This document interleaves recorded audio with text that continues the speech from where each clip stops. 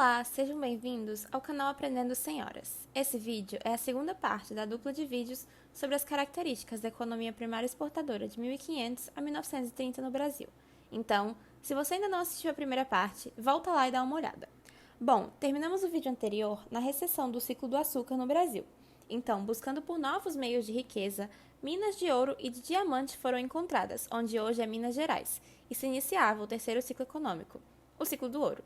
As minas geraram muito interesse dos europeus, que passaram a migrar para o Brasil e aumentar a população brasileira.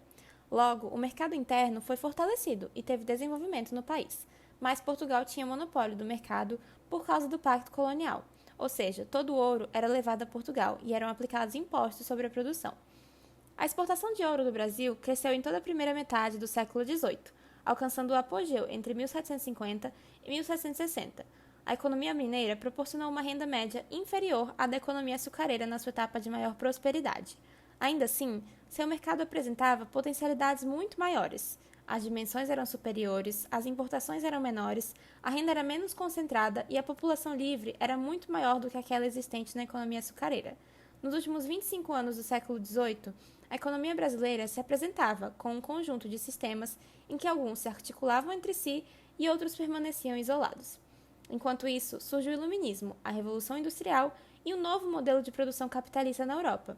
Mas o monopólio português do mercado e a restrição das atividades econômicas no Brasil refletiram numa economia brasileira simples e rudimentar. No início do século XIX, o cenário muda completamente com a chegada da família real portuguesa. Impossibilitado de comercializar com Portugal, Dom João VI abriu o Brasil para o comércio internacional, dando concessões à Inglaterra e rompendo com o Pacto Colonial. Os portugueses trouxeram também todo o aparato estatal de Portugal, e houve necessidade de criação de instituições e de circulação monetária. Então, em 1808, foi criado o Banco do Brasil e formou-se o lastro de ouro para a produção de moeda. A economia brasileira passava a apresentar, então, características mercantis muito mais fortes do que períodos anteriores. A melhora nos preços do café tornava a expansão da cultura muito mais atrativa.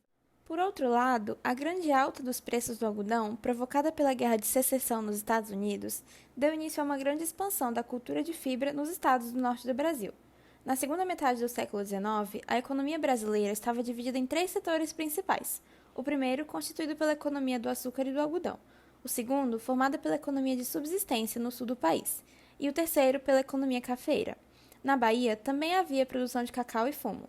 A expansão da atividade cafeeira fez com que houvesse o aumento da massa de salários, fato que contribuiu para que a massa de salários paga no setor exportador se constituísse no núcleo de uma economia de mercado interno que estava sendo gerada no Brasil. Podemos concluir, assim, que o modelo agrário exportador que prevaleceu no Brasil do período colonial até 1930 tinha como principais interessados na sua manutenção a classe de latifundiários e os setores agroexportadores.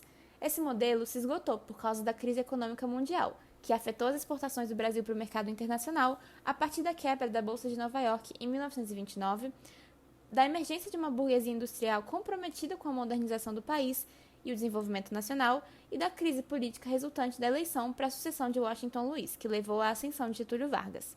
Recapitulando, então, vimos que a economia entre 1500 e 1930 era baseada basicamente na produção de produtos agrícolas para atender o mercado externo e pecuário para atender o mercado interno.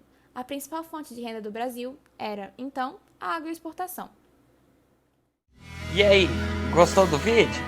Então assine o canal e dá aquele joinha.